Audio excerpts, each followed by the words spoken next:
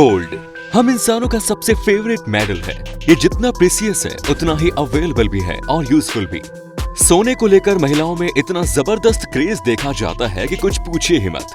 सोचिए अगर ऐसी सूरत में किसी के हाथ ऐसा पत्थर लग जाए जो लोहे को टच करने पर सोने में बदल दे तो कैसा हो। इस पत्थर को पारस पत्थर के नाम से जाना जाता है और शायद आपने भी इसका नाम जरूर सुना होगा। पारस पत्थर के बारे में जितनी कहानियां और बातें हैं, हकीकत ये है कि इसको सचमुच देखने और इस्तेमाल करने वाले आज तक नजर नहीं आए। पर आप हमारे आज के इस वीडियो में आखिर तक जरूर बने रहिएगा क्योंकि पारस पत्थर की आज की स्टोरी बहुत ही इंटरेस्टिंग है। इस पत्थर के बारे में ये कहा जाता है कि जिस किसी भी इंसान को मिला वो इंसान अब इस दुनिया में जिंदा नहीं है। पारस पत्थर को लेकर पहली कहानी हम ले रहे हैं मध्य प्रदेश के भोपाल जिले के नजदीक रायसेन के किले से। कहा जाता है कि रायसेन के किले के राजा के पास ये पत्थर मौजूद था और इस पत्थर को लेकर कई युद्ध लड़े गए। जब राजा को ये लगा कि वो अब इस बार का युद्ध हार जाएंगे और पारस पत्थर की रक्षा नहीं कर पाएंगे, इसीलिए उन्होंने पारस पत्थर को किले के तालाब में फेंक दिया। इस युद्ध में राजा वीरगति को प्राप्त हुए, महल वीरान हो गया। बताया जाता है कि ये पत्थर महल में ही कहीं गुम हो गया। बाद में आने वाले कई राजाओं ने महल को खुदवाकर पारस पत्थर को खोजने की कोशिश की, लेकिन वो नहीं मिला। आज भी लोग पारस पत्थर को खोजने के लिए रात के बाद इस महल में जाते हैं। कुछ पूजा पाठ और तंत्र मंत्र का भी सहारा लेते हैं, लेकिन ये पत्थर आज तक किसी को भी नहीं मिला। कुछ लोगों ने जादू टोने का भी सहारा लिया। कुछ लोग तो पारस पत्थर के चक्कर में यहाँ आए और पागल भी हो गए क्योंकि लोगों का मानना है कि पारस पत्थर की रक्षा यहाँ एक जिन्न करता है। अब पारस पत्थर के संबंध में दूसरी कहानी इस प्रकार है। विलर थैंक्सटन ने पारस पत्थर को लेकर एक आर्टिकल लिखा था the emperor of India title से। सामने आए इस आर्टिकल में इसमें उन्होंने बताया कि सबसे पहले पारस पत्थर भारत के एक घास काटने वाले घसियारे को मिला।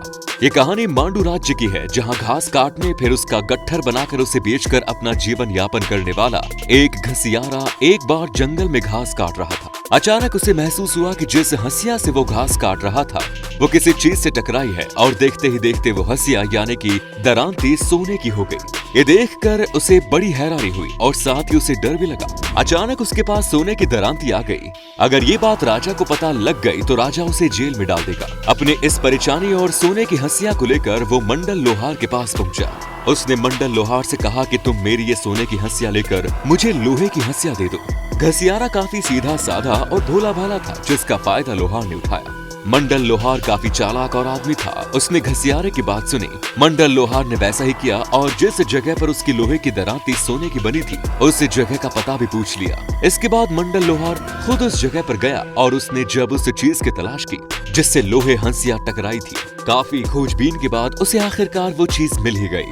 वो कोई और नहीं एक छोटा सा पत्थर था। वो उस पत्थर को अपने साथ ले आया। उस पत्थर की खूबी ये थी कि वो लोहे की किसी भी चीज को छूते ही सोने में बदल देता था। ये बात अब मंडल लोहार जान गया था। धीरे धीरे उसने अपने पास मौजूद लोहे की चीज को सोने में बदलना शुरू किया। इसके साथ ही मंडल लोहार का जीवन ही बदल गया। अब वो एक साहूकार बन गया था। उसके पास रुपए पैसे की कोई कमी नहीं थी। मंडल लोहार की एक बेटी थी जो समय बीतने के साथ शादी के लायक हो गई और मंडल लोहार ने अपनी बेटी की शादी बुरहानपुर में तय कर दी। बुरहानपुर के राजकुमार से मंडल की बेटी की शादी हो गई, लेकिन मंडल ने अपनी बेटी को शादी में दहेज के तौर पर केवल पारस पत्थर दिया था। इसके अलावा और कुछ नहीं। इस बात से राजकुमार काफी नाराज था।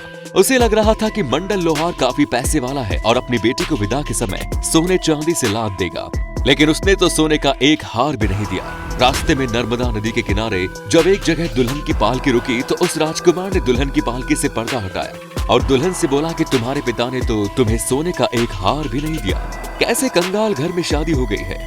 ये देखकर मंडल लोहार की बेटी ने अपने पास से पारस पत्थर निकालकर अपने पति को दिया और वो अपने पति से बोली कि ये केवल तुम्हारी ही नहीं बल्कि आने वाली तुम्हारी 7 पीढ़ी की धन की कमी को दूर कर देगा। अपनी पत्नी के हाथ से पत्थर लेते हुए राजकुमार का गुस्सा 7वें आसमान पर पहुंच गया। उसने कहा क्या मैं इसे अपना सर फोड़ूं?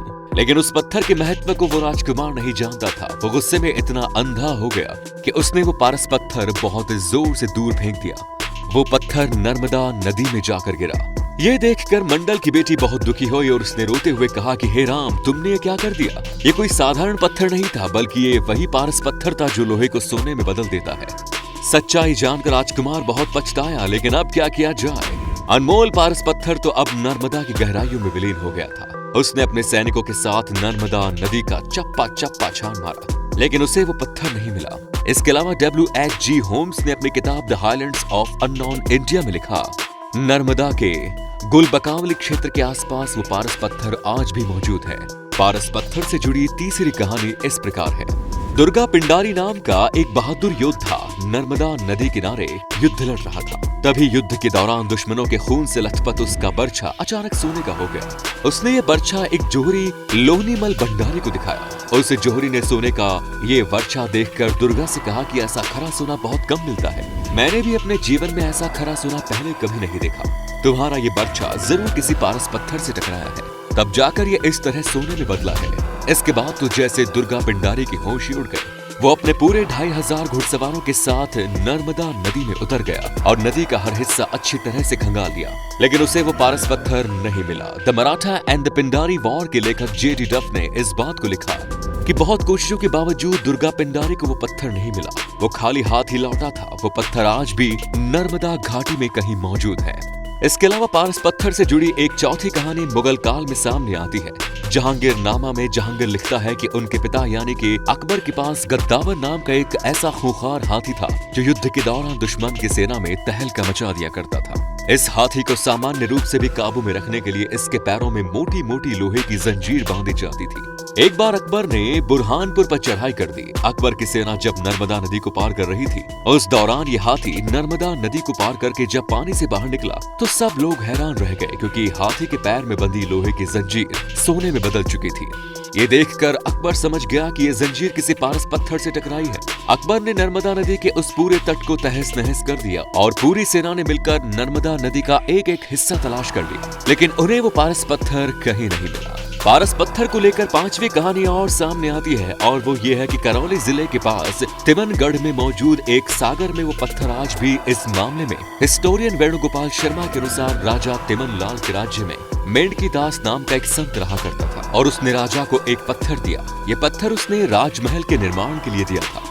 राजा ने जब राजमहल का निर्माण कर लिया तो उसके बाद उस पत्थर को अपने राजपुरोहित को दे दिया, मगर राजपुरोहित उस पत्थर के महत्व को नहीं समझ पाया और गुस्से में आग बबूला हो गया। गुस्से में राजपुरोहित ने वो पत्थर सागर में फेंक दिया। बताया जाता है कि वो पारस पत्थर आज भी सागर में मौजूद है। दोस्तों, सोने के ख्वाब हर कोई पालता है, लेकिन अमीरी सबके भाग्य में नहीं होती। लेकिन लोग अमीर होने के लिए जी तोड़ मेहनत करने से पीछे हटते हैं। वो तो चमत्कार की उम्मीद करते हैं कि अचानक कोई मिरेकल हो जाए और वो अमीर बन जाए। पारस पत्थर की हकीकत क्या है ये तो नहीं मालूम, लेकिन मेहनत का कोई शॉर्टकट नहीं होता। आपका इस वीडियो के बारे में क्या कहना है हमें कमेंट्स में जरूर बताइए। मिलते हैं नए वीडियो में, तब तक के लिए जय हिंद, जय भारत, वंदे मातरम।